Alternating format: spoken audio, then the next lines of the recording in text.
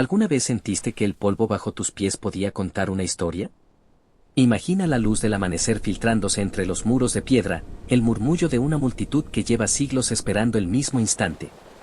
Era el año 33 después de la era común, y la ciudad santa se preparaba para la Pascua, una fiesta que reunía a peregrinos de Babilonia, Egipto, Roma y de cada rincón del imperio.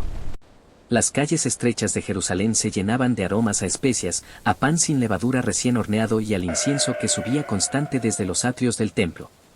Los mercados rebosaban de corderos listos para el sacrificio y los vendedores gritaban sus ofertas mientras los niños corrían entre los puestos, sus risas se mezclaban con los cantos de los fieles.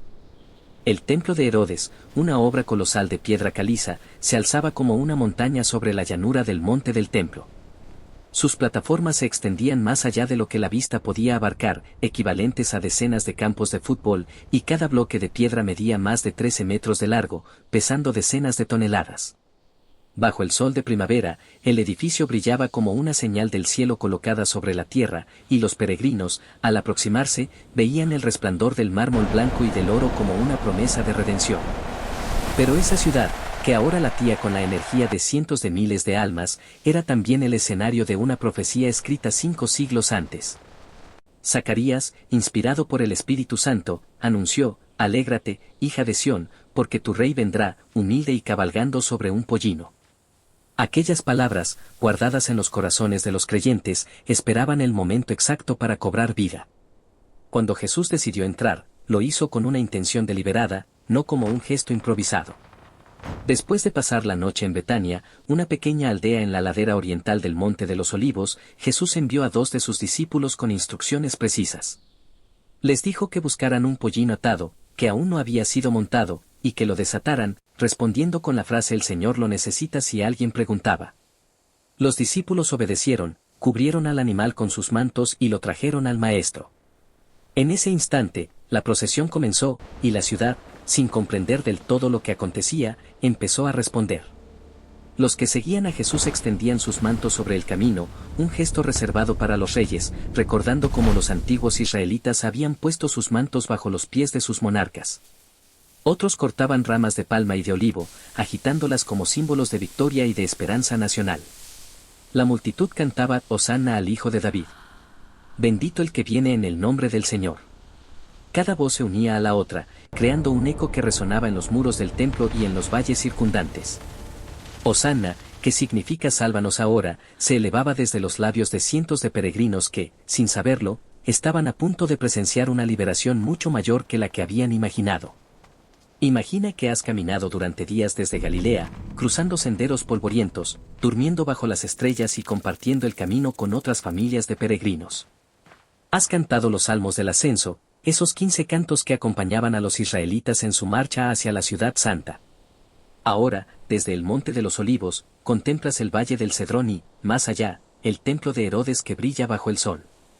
La procesión se acerca, y ves a un hombre montado sobre un pollino, su mirada serena, su presencia sin necesidad de armadura ni corona. La multitud grita «Hosanna». «Bendito el que viene en el nombre del Señor». ¿Qué sientes tú en ese instante?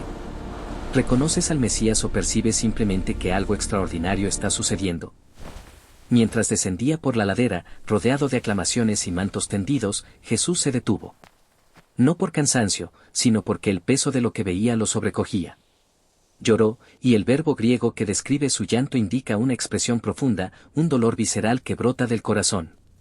Dirigiéndose a la ciudad como a una persona amada, pronunció palabras que anunciaban el futuro: «Si también tú conocieras lo que está por venir, sabrías que tus enemigos te rodearán, que te sitiarán y que tus hijos serán derribados». En menos de 40 años, los romanos, bajo el mando de Tito, destruirían el templo, dejando la ciudad en ruinas. Jesús, consciente de esa sombra, lloró por la tragedia que se avecinaba, mientras la multitud celebraba con cantos de victoria. El contraste entre el llanto del Señor y los gritos de Hosanna de la gente crea una de las imágenes más poderosas de la narrativa bíblica. Aquí está el rey entrando en su ciudad, mientras la gente celebra, y él derrama lágrimas ante la certeza de la destrucción que está por venir. Esa dualidad marca el inicio de una historia que cambiaría el destino de la humanidad, y que todavía resuena en cada celebración de Domingo de Ramos. ¿Qué piensas tú? Déjame tu comentario. Al final de este recorrido, al imaginar la escena con sus aromas, sus sonidos y sus emociones, comprendemos que el Domingo de Ramos no fue solo una entrada triunfal, sino el preludio de una pasión que trascendería los siglos. La procesión, los mantos, las palmas, los cantos y el llanto del Maestro forman un tejido complejo que invita a cada generación a reflexionar sobre la esperanza y el sufrimiento.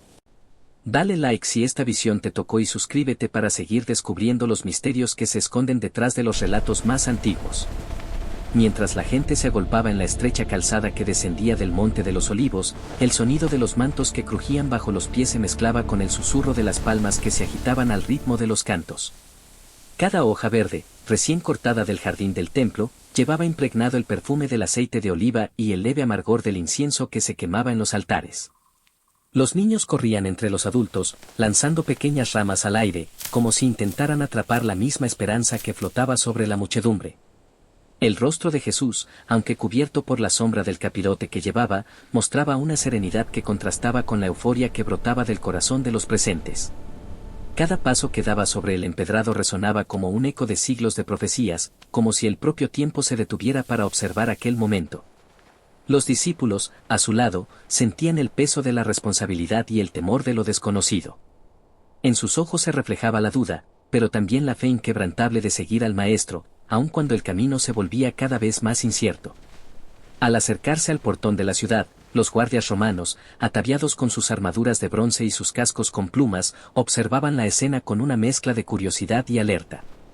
La presencia del imperio en esas tierras había sido una constante fuente de tensión, y cada movimiento de la multitud era medido con el rigor de los centuriones. Sin embargo, la multitud no percibía la amenaza. Para ellos, la llegada del rey en un humilde pollino era la culminación de un sueño largamente aguardado. Los clamor de Hosanna se alzaban como una ola que cubría las murallas, y los soldados, aunque rígidos, no pudieron contener la vibración de la música que brotaba de los instrumentos de cuerda que los niños llevaban consigo. Los mantos rojos y blancos, tejidos con hilos de lana y algodón, fueron lanzados en el suelo como una alfombra de bienvenida. Cada fibra parecía narrar una historia de sacrificio y esperanza.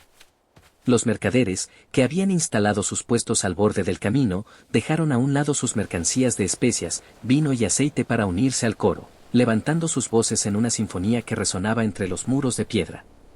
El aire estaba cargado de una energía que parecía atravesar la propia carne, como si la atmósfera se hubiera impregnado de una vibración sagrada que hacía temblar los cimientos de la ciudad. A medida que la procesión se acercaba al templo, la arquitectura monumental del rey Herodes se alzaba imponente, con sus columnas de mármol que reflejaban la luz del sol primaveral. Cada bloque de piedra, tallado con precisión, llevaba las marcas de los artesanos que habían dedicado sus vidas a erigir el santuario. Los visitantes, provenientes de tierras tan lejanas como Babilonia, Egipto y Roma, miraban esas estructuras con asombro, sintiendo que estaban frente a la manifestación física de la divinidad que buscaban. Los sacerdotes, vestidos con túnicas de lino blanco, mantenían una postura solemne, observando la llegada del hombre que, según las Escrituras, traería la redención. En medio de este escenario, el propio Jesús sintió el peso de la historia sobre sus hombros. Cada mirada que se posaba en él llevaba una carga de expectativa, y cada susurro del viento parecía traer consigo los ecos de los profetas que habían hablado de su venida. El Maestro, sin embargo, no mostraba signos de temor. Su mirada se dirigía más allá de la multitud, hacia el horizonte donde se vislumbraba el futuro que él ya conocía, la traición, la crucifixión y la resurrección. En su interior, una llama de amor y compasión ardía con fuerza, dispuesta a abrazar al mundo entero, aun cuando sabía que el camino sería doloroso. Los discípulos, mientras caminaban al lado del Maestro, comenzaron a percibir una mezcla de emociones. Pedro, con su carácter impetuoso, sentía una creciente determinación de proteger a su líder, mientras que Juan, más sensible, contemplaba la belleza del momento y la melancolía que se avecinaba. Santiago, siempre fiel, mantenía la mirada fija en el rostro del Maestro, absorbiendo cada gesto como si fuera una lección que perduraría por siempre. Cada uno, a su manera, procesaba la magnitud de lo que estaba sucediendo, y sus corazones latían al unísono con el pulso de la ciudad. Cuando la procesión llegó a la puerta del templo, los guardias romanos intentaron mantener el orden, pero la ola humana se volvió tan poderosa que los portones crujieron bajo la presión de los cuerpos que buscaban entrar. Los sacerdotes, conscientes de la importancia del momento, abrieron los pasos y permitieron que la multitud cruzara el umbral sagrado. En ese instante, el sonido de los cánticos se elevó como una plegaria colectiva, una ofrenda de gratitud y esperanza que resonó en cada piedra del recinto. Los niños, con sus voces agudas, cantaban «Bendito el que viene en el nombre del Señor», mientras agitaban sus palmas con una energía que parecía desafiar el tiempo. Los ancianos, con sus rostros marcados por la sabiduría y la experiencia, asentían con la cabeza, reconociendo en aquel hombre la culminación de una larga espera. Los comerciantes, que habían dejado sus productos a un lado, ahora reanudaban sus actividades, pero con una sonrisa que reflejaba la alegría de haber sido testigos de un acontecimiento tan trascendental. En medio de este torbellino de emociones, Jesús se detuvo frente al altar mayor, mirando hacia el interior del santuario donde se guardaba el arca de la alianza. Allí, bajo la luz tenue de los candelabros, se percibía una atmósfera de solemnidad que contrastaba con la algarabía exterior. El maestro extendió sus manos, como si quisiera abrazar la totalidad del templo, y susurró una oración que solo el cielo escuchó. Sus palabras, aunque inaudibles para la multitud, resonaron en su corazón como una promesa de salvación. La tarde avanzaba y el sol empezaba a declinar, tiñendo el horizonte con tonos dorados y anaranjados. La sombra de los olivos se alargaba sobre la tierra, cubriendo la ciudad con una manta de serenidad que, sin embargo, ocultaba la tormenta que se gestaba bajo la superficie. Los romanos, que habían observado en silencio, empezaron a intercambiar miradas de preocupación. Sabían que la popularidad del hombre que acababa de entrar en la ciudad podría desencadenar disturbios, y que el delicado equilibrio entre la autoridad imperial y la fe del pueblo estaba a punto de romperse. A medida que la noche se acercaba, los discípulos se retiraron a una habitación superior del templo para compartir una última cena antes de lo que sería la última noche de la vida terrenal del Maestro.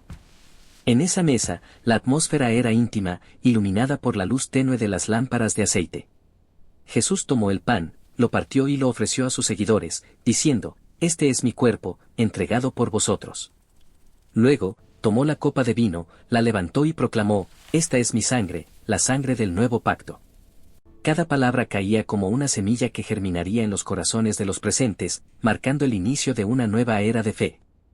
Los discípulos, al escuchar esas palabras, sintieron una mezcla de asombro y temor. Cada uno comprendía, en su interior, que lo que estaba ocurriendo trascendía la simple ceremonia de una cena. Era la consumación de una promesa milenaria, la realización de la visión de Zacarías, la culminación de los sueños de una generación que había esperado siglos por este momento. Sin embargo, la sombra de la traición se cernía sobre la mesa, invisible para los presentes, pero ya latente en el corazón de uno de ellos. El sonido de los cánticos y los aplausos de la multitud se desvanecía lentamente, dando paso al silencio reverente del templo. En ese espacio sagrado, el maestro se volvió hacia sus discípulos y, con una mirada cargada de amor y determinación, les dijo, «En el camino, seré traicionado, pero la victoria será nuestra». Sus palabras resonaron como un eco que atravesó las paredes de piedra, llegando a los rincones más profundos de la ciudad. Al salir del templo, la noche había caído por completo, y la luna llena iluminaba las calles empedradas con una luz plateada. Los faroles de aceite parpadeaban, creando sombras que danzaban al compás del viento. La multitud, todavía entusiasmada por la entrada triunfal, empezaba a dispersarse, pero la energía que habían compartido seguía vibrando en cada esquina. Los mercaderes cerraban sus puestos, los niños regresaban a sus hogares, y los sacerdotes se retiraban a sus aposentos para meditar sobre lo que había acontecido.